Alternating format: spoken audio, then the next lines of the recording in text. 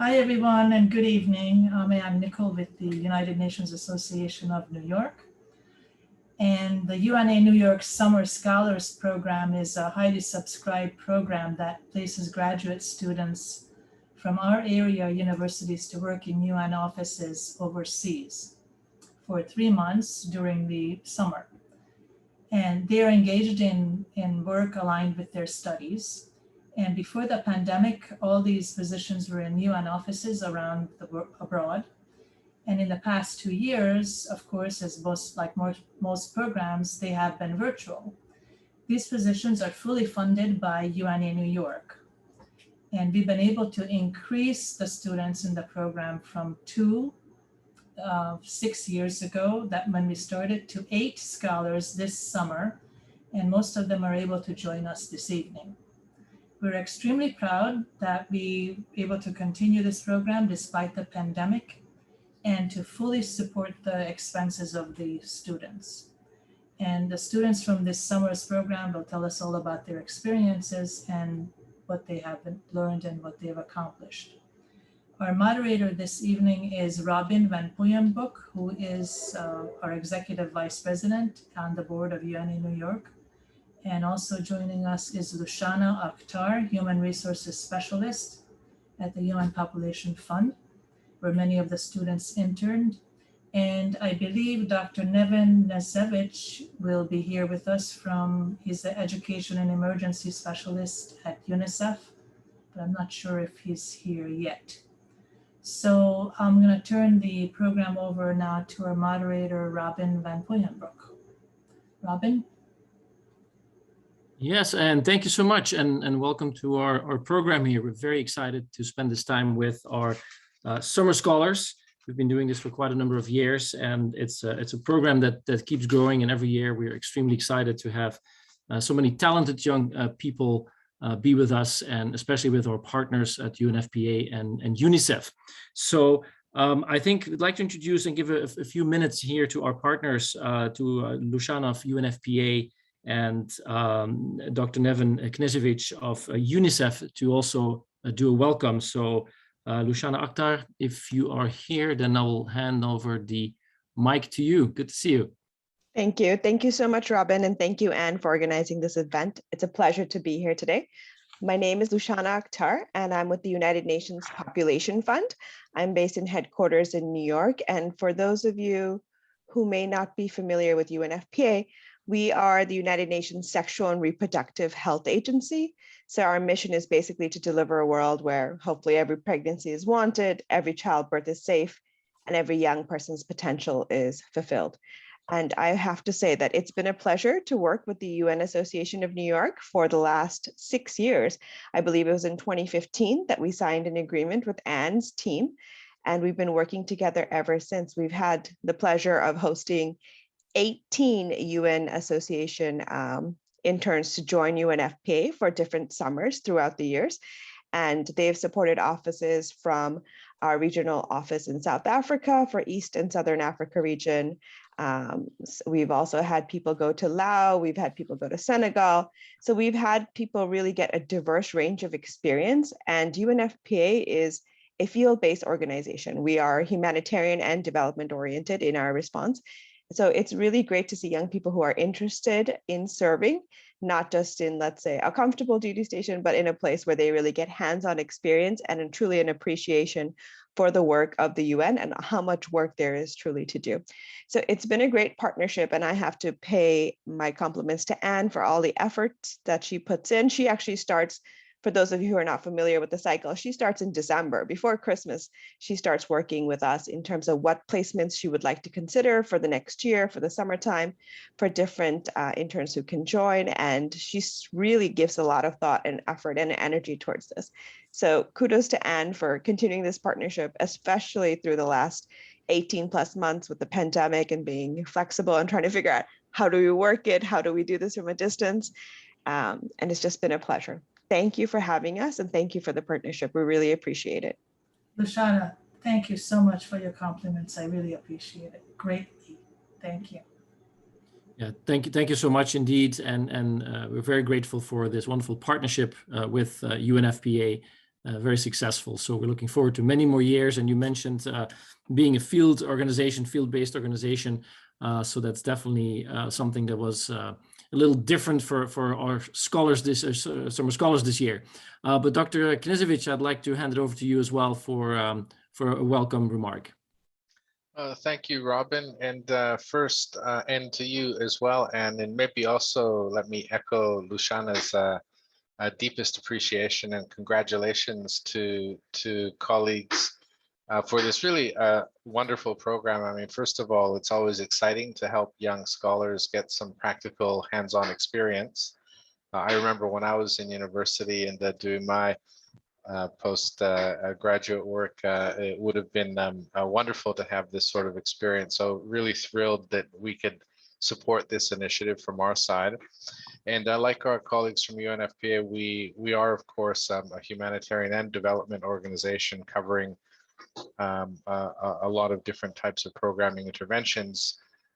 Eric, who was with us, worked in the field of education emergency, and hopefully that proved to be a good and enriching experience for him, where he both grew, but also, hopefully contributed to some of the work we were doing, which we were very happy about. But again, we're thrilled, and this was our first from our education team in New York. This was our first engagement with this program. So I think we're very pleased with how it went, and we hope it can continue in the future. And we're happy to build up the next generation of scholars and those who are contributing to this field of work. So thanks so much, and look forward to the discussion. Back to you. Yeah, well, thank you so much. And also, again, a big thank you for the wonderful partnership and in working together. This is really, this is our mission to create more knowledge and awareness about what the United Nations is all about, and especially what organizations like UNFPA, like UNICEF actually do on the ground. And we believe that the best investment is for us to do in people, and to give young people an opportunity to experience the work that you do, to see for real what it is to help people on the ground, and support a field organization this year remotely. So let's get started. I want to give our scholars here as much airtime as possible. So this is a large group, so I'll just pose some more general broader questions, and I would like each of you to just address them because we definitely want to hear from all of you. So maybe let's do a quick round, 1 minute each, just to introduce yourself. We've all read your bios, they're online, but tell us, what do you want the world to know about you? Who's the person behind the bio? So Fadumo, you're up on the screen, so we're not going in alphabetical order. I'll just go around how everybody's popping up on the screen here. So Fadumo, I'll start with you. Wow. I mean, I'm a multifaceted person. A fun fact about me, that's not related to UNA-NYC or anything with my internship. I love photography. So I was really grateful that I was partnered with the communications team. And I was able to sort of like lean into my creative endeavors, and it has really shifted sort of the type of work that I want to do, especially now that I'm job hunting. I recently just graduated from Columbia with an MSW, particularly focusing on policy. So yeah, that's a bit about me. I'm originally from East Africa, specifically Somalia. Yeah, thank you. I'm happy to be here. Yeah, thank you. And so you interned with UNFPA, right? You want to quickly say what field office you? Yes, yeah. With the guidance and supervision of the gender-based violence advisor, I corresponded with the Nairobi, Kenya office. So to give a background, during like the international conference on like population and development, I believe that happened in like 2019. Kenya's president made a declaration to sort of end FGM by like 2022.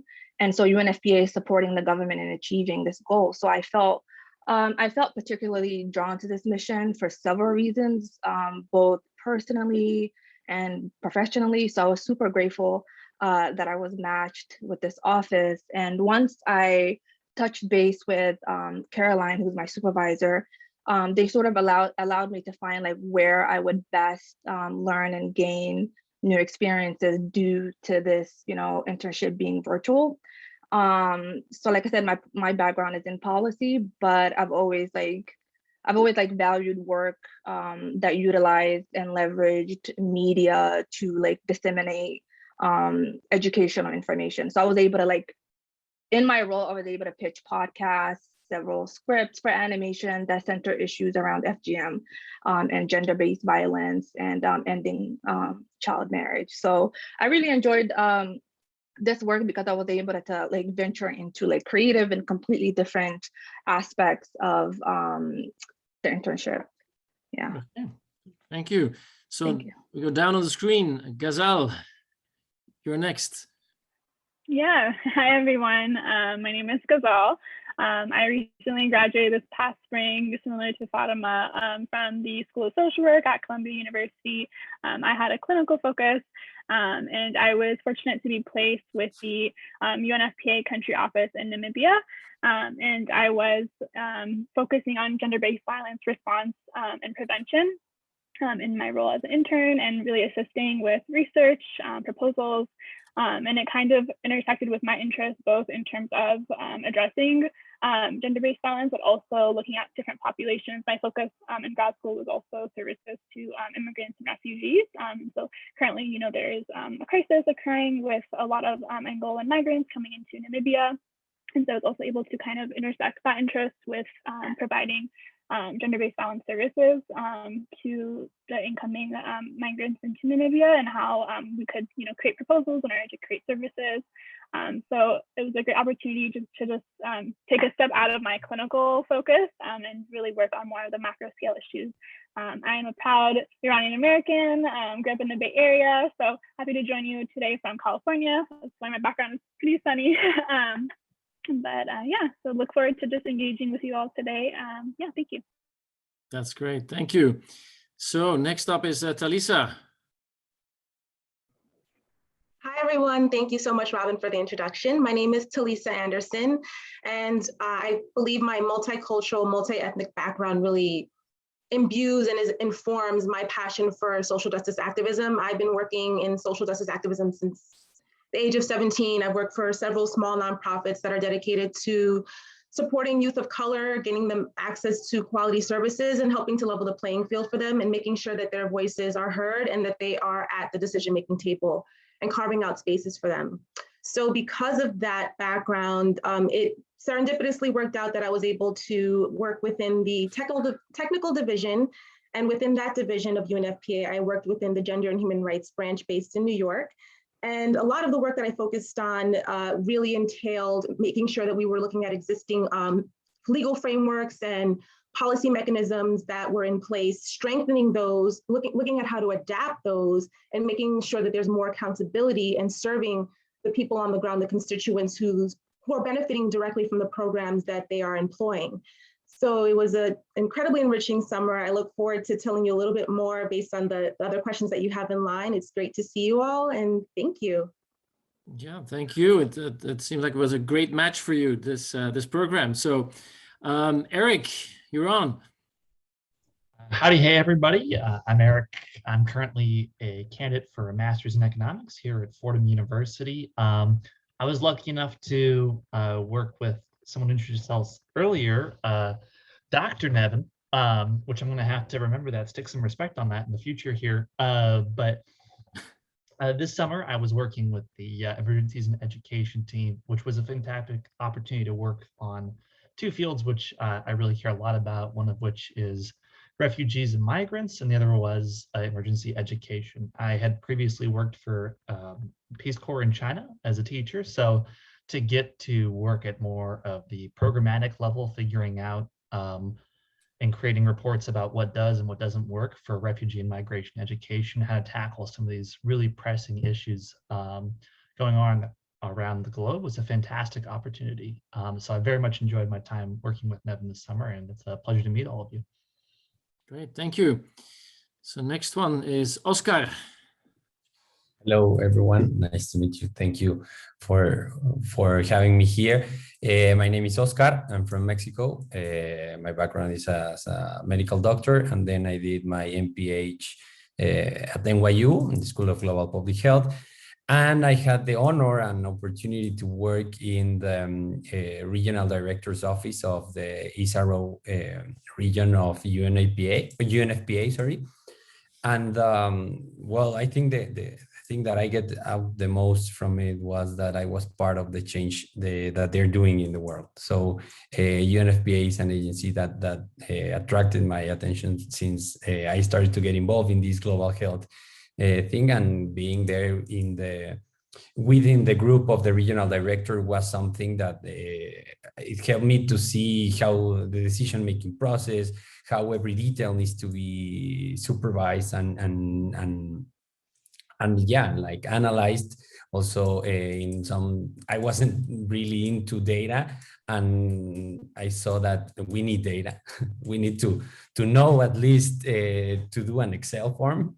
I knew how to do an Excel form, obviously, but just things like that. It was something that really taught me a lot, and I'm just deeply grateful and honored to be part of it. And thank you. Thank you, Oscar. And next on is Lee. Hi, good evening, and thank you so much for having me. I'm Lee Nussbaum, and I decided, since I was also at UNFPA Namibia, to put as a background Sossusvlei, which is this amazing desert and dunes region of Namibia. So although I haven't gotten to visit yet, hopefully once the pandemic lets up, I had a blast working in the communications office of UNFPA Namibia, and working very closely with my boss, Emma, who became a good friend, and having the opportunity to sort of hone my communication skills in terms of working on press releases and talking points and so on, and just even editing sometimes. Our annual report, for example. Little bit about me. I am currently in my second year of a Master's of Public Administration with emphasis on development practice at Columbia. And before that, I worked in American politics. I worked in political campaigns and in state government in Virginia. And the only other thing I think I could add is that I enjoyed hosting a bunch of my fellow summer scholars and Anne over at my house over the summer. We picked up a bunch of food from Zabar's. We were originally going to go on my rooftop, which is where the picture was taken, and Ghazal actually came over, and we worked together one day, which was a lot of fun. But it got very hot, so we enjoyed ourselves in the air conditioning in my living room instead. Very well, thank you. Then last but not least, Madeleine. Hi everyone, I'm Madeleine. I was also in the same program as Lee and Talisa, so I just graduated with an MPA from Columbia SIPA, focusing on development practice, and I completed my program with UNA in the UNFPA East and Southern Africa Regional Office, based out of Johannesburg, South Africa. And in that role, I was working with the Evidence, Knowledge, and Innovation team to support their knowledge management and evidence-based decision-making processes within the regional office, as well as the 23 satellite offices or country offices that it oversees. Yeah, before that, I was working in DC doing international development, but on the USAID side, and was very interested in how development efforts can be done better and can be better driven by evidence. And I was also very interested in learning more about the multilateral space. So yeah, that's what drew me to this internship specifically. Great, well, thank you. So, of course, the burning question is, and I would like to just each address this briefly, like, how was this virtual experience? Because many people are zoomed out already. So how was it to do a virtual internship? And in particular, like both UNFPA and UNICEF, as we mentioned, are field organizations.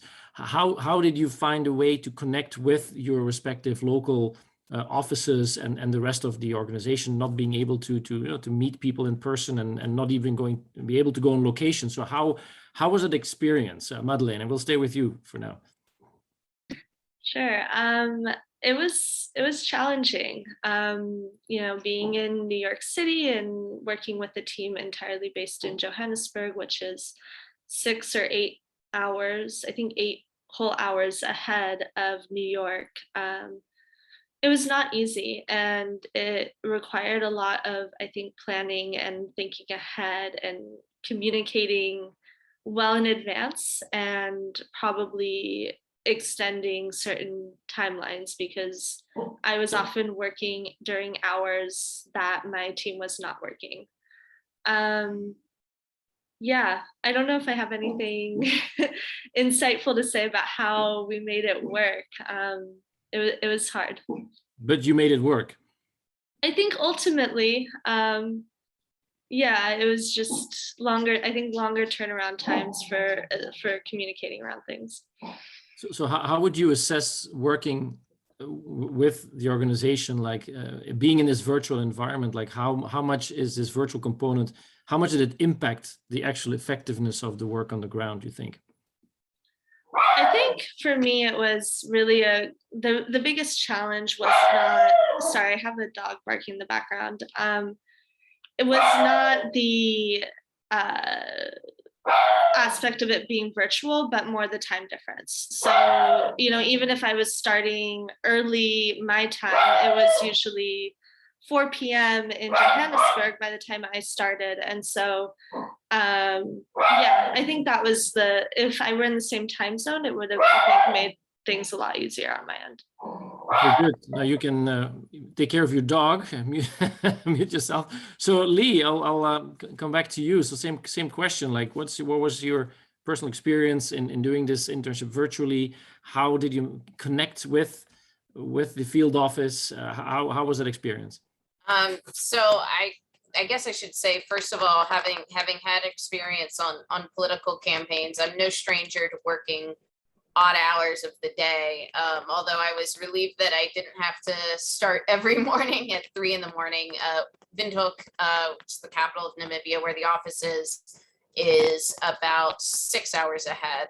And so while I did have a few meetings that were at 3, 4, 5 in the morning, and I would just sort of adjust my day accordingly, I generally would start my mornings a little bit earlier. I would work from 7 to 3, and then knock off a little bit earlier, but we'd have a good chunk of time overlapping.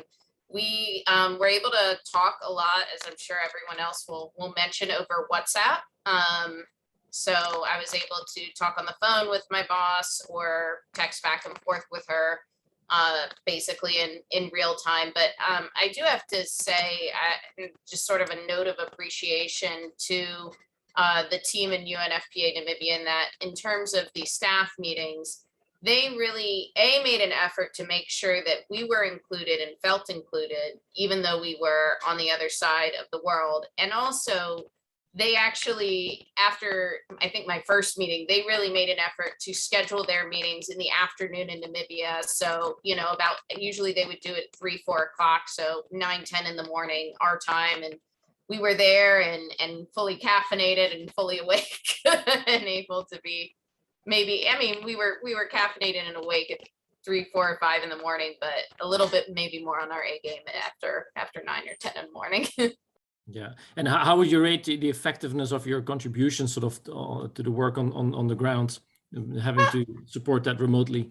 Well, I'm communications, so I was able to tweet and post and things remotely, and certainly work on knockout drafts of either reports. We would monitor we do these, I'm sure Lou is very familiar with these, but it's called the environmental scan, which was basically taking stock of everything that goes on in the country and the exterior and how might it affect the mission. So a lot of that stuff lent itself to remote work. I also enjoyed working on press releases, op-eds, things like that. So I was fortunate in that regard, although of course, I would have loved the opportunity had it not been for COVID to, go in and be taking the pictures live that were going to go on social media. Yeah. Thank you. So Oscar, you know the question. Well, I think great challenge. Well, great work like UNFPA does deserves great challenges and great commitment. So I saw COVID more like and this thing virtually like an opportunity for growing as a person, and also like not leaving the work that I was committed to do with them behind. So I think after all, and also wanted to highlight what Lee mentioned, the team made me feel part of it. So actually it increases your commitment with them. So yeah, it was a point of waking up at different hours and all those kind of things. But since it was just like a short period of time, the effort needed to put in there was worth. And I think they appreciated as like us when with all the learning and that we received. So I think it was not a challenge; it was just more like an opportunity to work different. Yeah, is this a new normal? I hope not, but I can't complain. Okay, good. All right, Eric, how about you? It's interesting. I was working another job when we did the whole COVID transition to working online. So I think for me, working in a digital office space has sort of become the norm. But that said, I think I was really helped out by the EIE team and Nevin and some of my other colleagues really taking the time to come to me as much as I could come to them. In my first couple of weeks on the assignment, they said, hey, individual meetings with everybody, you're going to meet the whole team, doing the best to kind of replicate your first day at the office, being invited to team meetings, section meetings. So in that sense, I felt included, but I think you were asking some people earlier about the sort of on the ground impact. And I mean, the answer is, I was supporting an office role mostly. I mean, the EIE team is based in here in New York, but well, Nevin was working in Palestine this summer. I mean, I was basically trying to do tasks to alleviate the burdens of other teammates. But it was certainly an adjustment. It's always going to be an adjustment until this pandemic changes. But I found that through teamwork, we were able to make the dream work. That's great to hear. So, and Talisa, how did it go for you?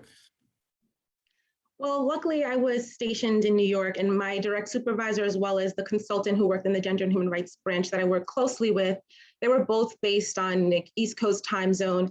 The rest of the team members actually were stationed, they were scattered about, and there are about 20 members of the Gender and Human Rights branch. And so it was a little bit more difficult to be able to kind of establish that rapport and build that kind of collegial camaraderie with them that I would have been able to do organically if we shared the same workspace.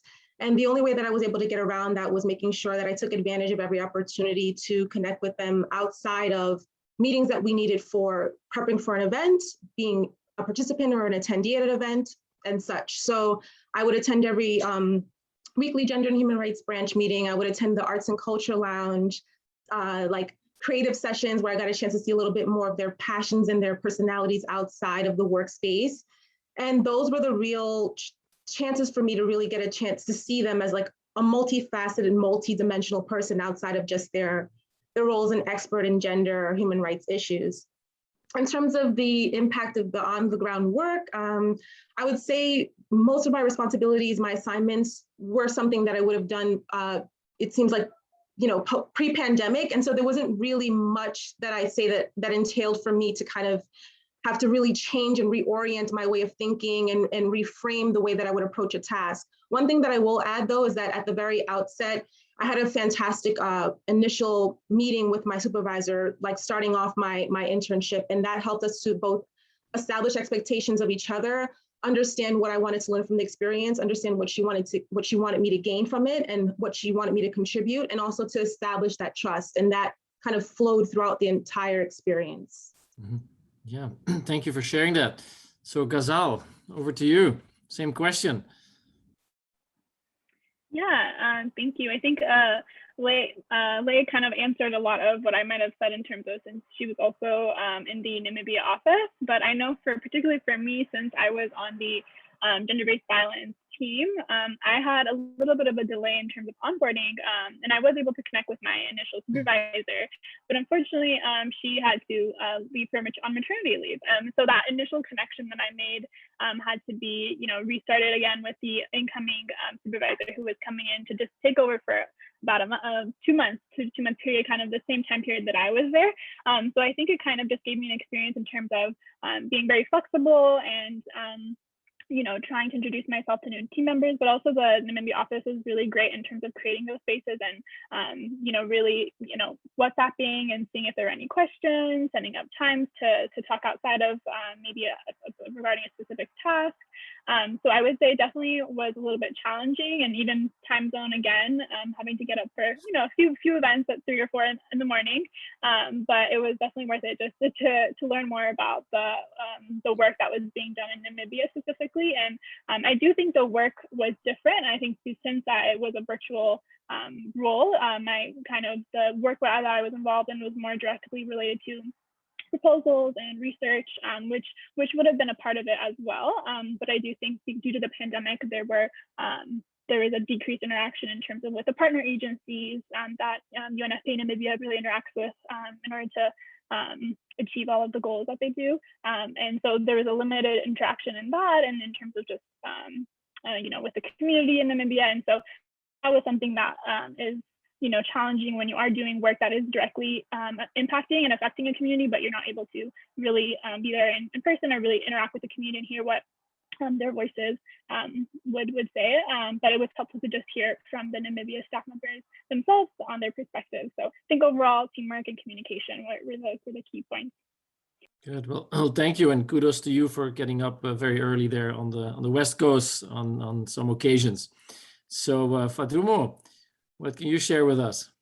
Yeah, no, I mean, just to echo pretty much what everyone has said, for me, like the difference in the time zone was a major constraint, but the virtual component like sort of created creative ways for me to approach my internship. I think one thing I'm really grateful for is like initially like through like communicating with my supervisor, we found like what worked best for us. And so that was like a collaborative thing. And so it never like felt unilateral. I appreciated like the commitment and the urgency the folks I work with engaged in. I felt supported and part of a team that valued like every aspect from like the program implementation of ending FGM, from the policy to like seeing like the media engagement. I think being part of like the communications team, they're sort of like primed for this sort of new normal.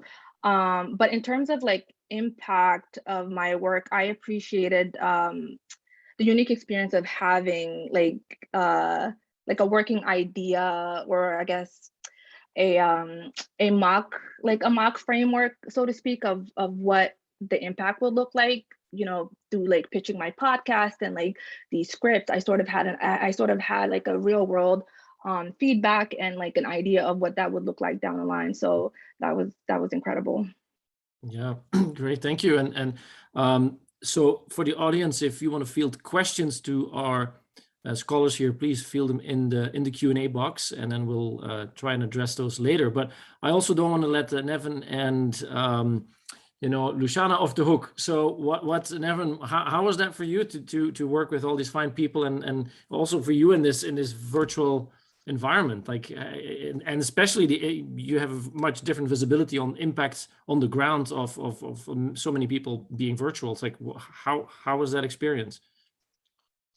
Yeah, no, it's interesting to hear the young scholars speak of their experiences about working remotely, but I think more importantly, working from a place like New York, a headquarters level, and engaging with countries across different time zones, and programs that are kind of working at the coalface, so to speak. So there's this disconnectedness that exists irrespective of COVID potentially as well, that I think whether you're this group or even established professionals working in the field, you might sometimes struggle with overcoming, especially if you've got a bulk of experience working on the field and seeing actions directly. So, I think that's a challenge one would face irrespective of COVID. Having said that, I think, the experience working with Eric, it was probably a bit challenging for him because, first of all, he did a great job. We were so thrilled to have him. He was very professional. He not only made a lot of really very helpful and useful contributions to some policy level and research sort of work that we were doing, he was just always a positive person to engage with. So I think not just I, but others were very happy to have him on board. But the challenge for him came up, as he was coming on board. I myself had to go on surge deployment to Gaza, in Palestine, in response to an emergency there.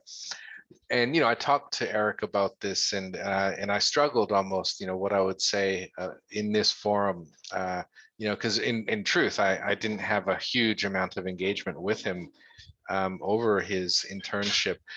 And I thought, well, what am I going to say to this group of people about, what I did for Eric and how I helped him? And it was actually, I think it was useful for him in some respects because he got a hands-on practical experience of what the real world is like in this field. I heard other scholars talking about a supervisor who was going on maternity leave for several months, others who might have had some other challenges. And, there are always these disruptions that you have to find ways of working around. And I think he got a lot of good experience from other team members. But a message I wanted to give to all of the young scholars, and something I benefited from as well, even from the deployment to Gaza. Sometimes you're doing this kind of remote work, even outside of COVID, if you're at a headquarters level, and you sometimes struggle about feeling or believing, understanding that the work you're doing is actually making a difference. It's having an impact, a positive impact on the lives of the children or the women or the young people that we're out there trying to help. And in Gaza, it was very reaffirming in a lot of ways, because for me, it was very clear that the work we do at HQ level, especially in those kinds of situations, does help move things along on the ground, does lead to improved results. So I think my message to all of you would be, even though you might not have had a chance to get onto the ground, I think you should walk away from this experience feeling like you did make a positive contribution to those you worked with and those you were trying to serve. So, well done to all of you, and a joy. And of course, we definitely want to be engaging in this kind of program again in the future. So thanks so much for that, Robin. Yeah. And of course, as you know, and probably Eric has gotten a sense of, I do have a tendency to go on if given space to do so. So you might want to refrain from calling on me again. Over. Yeah, no, but trust you, I'm very firm in being a time manager here. But no, I will summarize what you're basically trying to say is this was real work and real life, right? That's how it goes. So, Luciana, how about you at UNFPA? So just being in headquarters, I know that my space is very different, not just in terms of time zone, but kind of what the priorities are in headquarters, the thinking in headquarters versus the field. And what we always try to do, I worked in Surge in terms of human resources side, in terms of deploying people. So it's just like constant, nonstop. And with COVID, what happens with the human resources side is that we had to deal with everything from getting people out of places that they couldn't get medical treatment to getting the vaccine distributed, or at least, supporting not just our employees, our personnel, but also their families. So human resources had a very strategic, essential role at this point in time, because there were people getting sick, et cetera, globally, 150 plus countries, 180 offices. So I have to say that I did not get to give time to the UN Association interns that I would normally give time to, in a different manner that maybe Anne is also familiar with, because of the priorities of the organization from a headquarters perspective.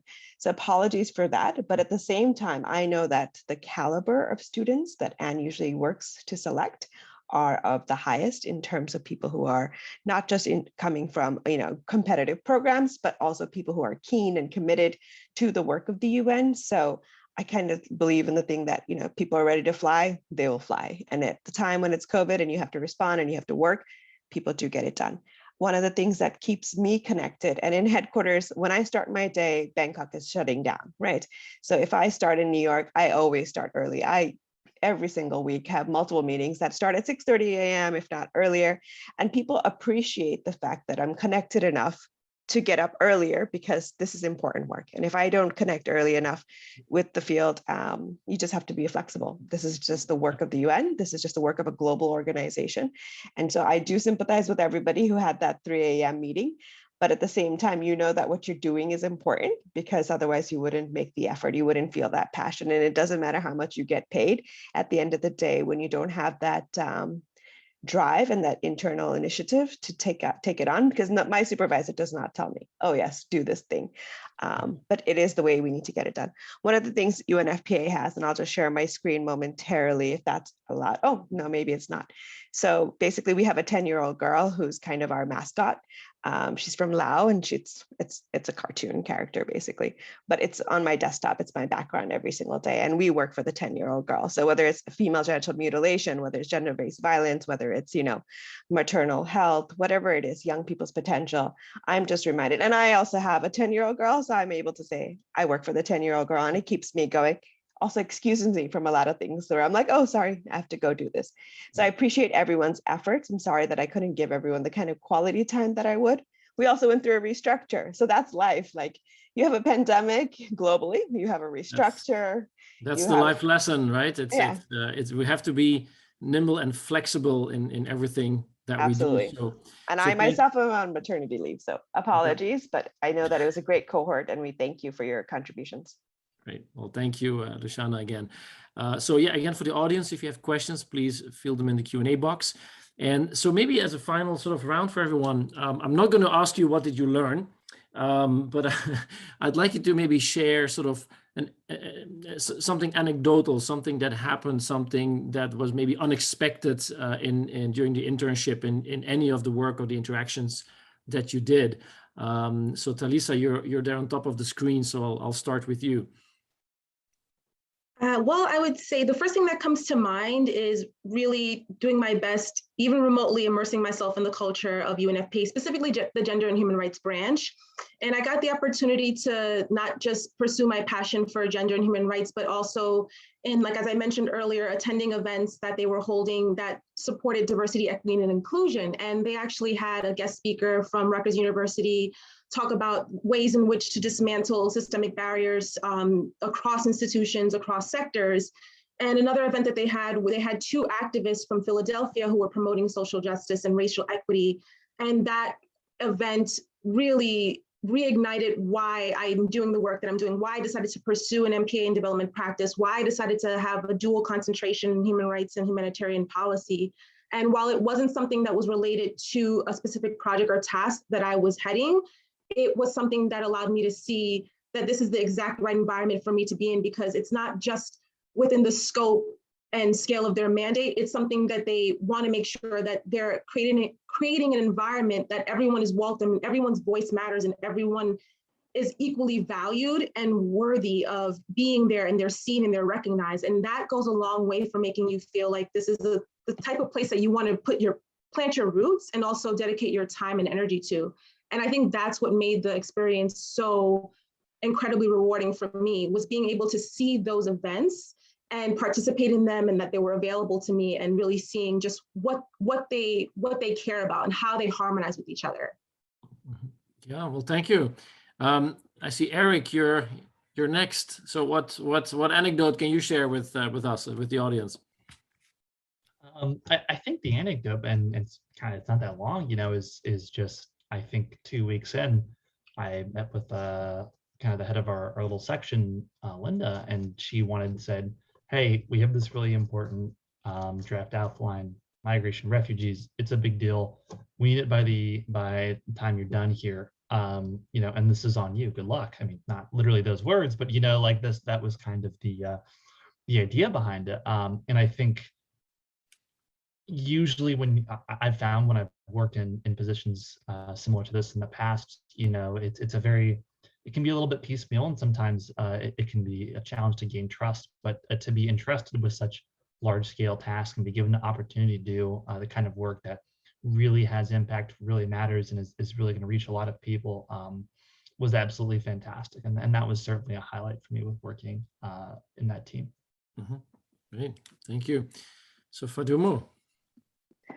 Yeah, kind of like what I mentioned earlier, I am a Somali refugee, but I was raised in Kenya, and FGM is something that not only I am passionate about, but I have personal experience with. So I was surprised at how much I had to lean into this experience to help me sort of make the work that I was doing, it made it more rewarding. I jumped in headfirst into a sector that I was not familiar with, which is script writing and media content. So that to me was probably what stood out the most to me, which was leaning into my experience and incorporating that into a whole new sort of field that I'm currently now passionate about and pursuing. Thank you. Yeah, thank you for sharing that. So Madeleine. Hi, so I apologize. My dog has been quiet this entire time, and he just suddenly started barking. It's like he knows. I would say, I think for me, the most interesting aspect of this internship was coming from the USAID world and moving into the multilateral. It's a very different culture, a very different pace, and a very different mindset and set of priorities. And I was really drawn to working with UNFPA because of my interest in gender, and I was doing a specialization in gender while I was at SIPA. And so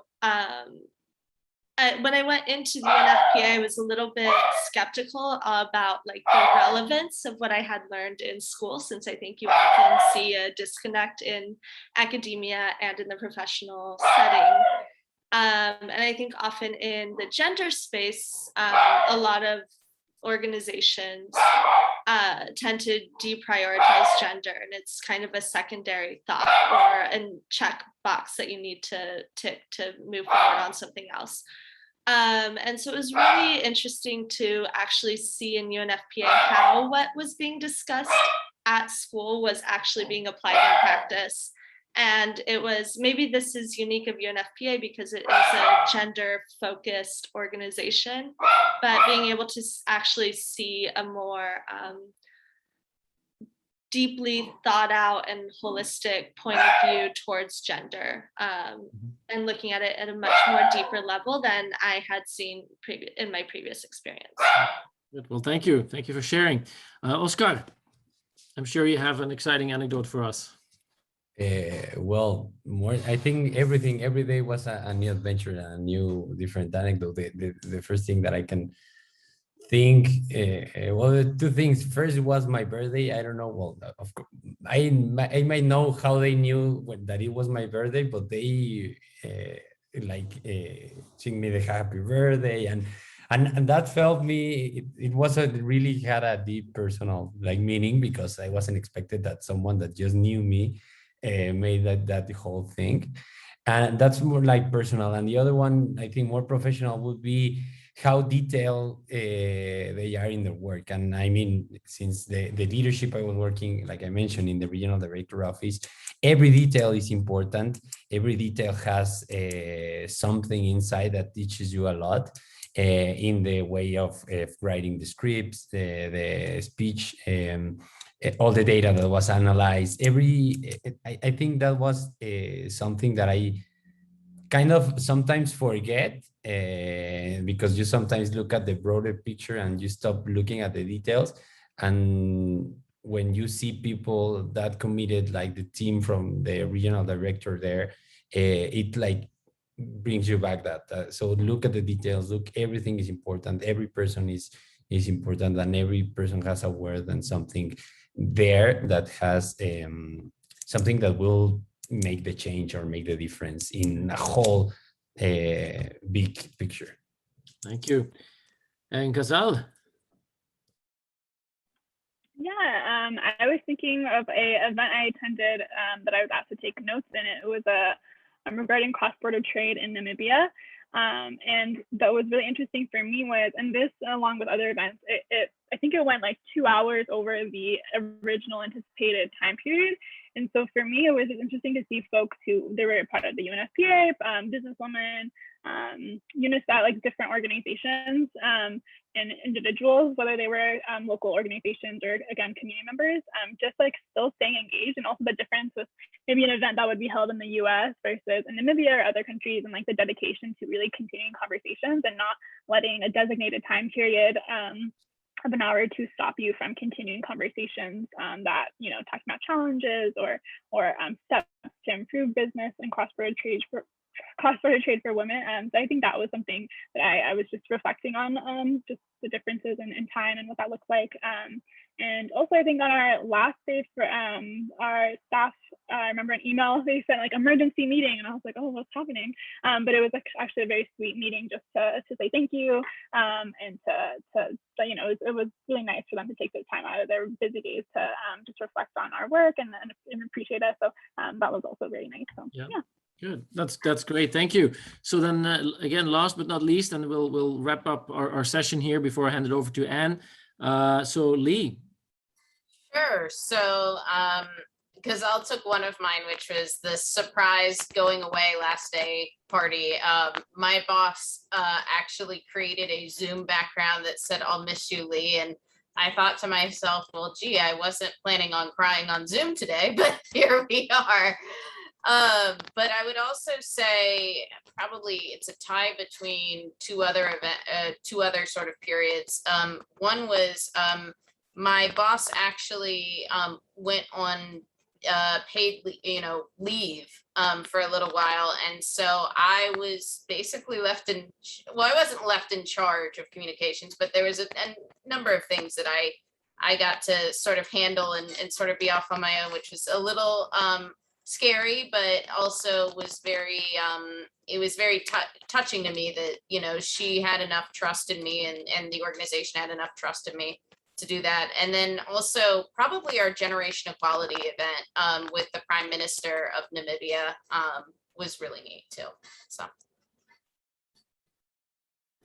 Okay, so thank you all. You look like you had a wonderful experience this summer. And I know Robin had to leave early, so he couldn't finish. But anyway, I wanted to just say thank you to Robin, of course, for moderating, and then a huge thank you to UNFPA and to UNICEF for giving these wonderful opportunities to the students. And we really look forward very much to continuing our relationship next year. And I hope that it'll be in person when we can send it to other people abroad. I'm sorry that wasn't you guys, but it really sounds like you had a wonderful experience. And as Luciana said, or Nevin said, that you had, I think you really made a difference. And I think that's really important.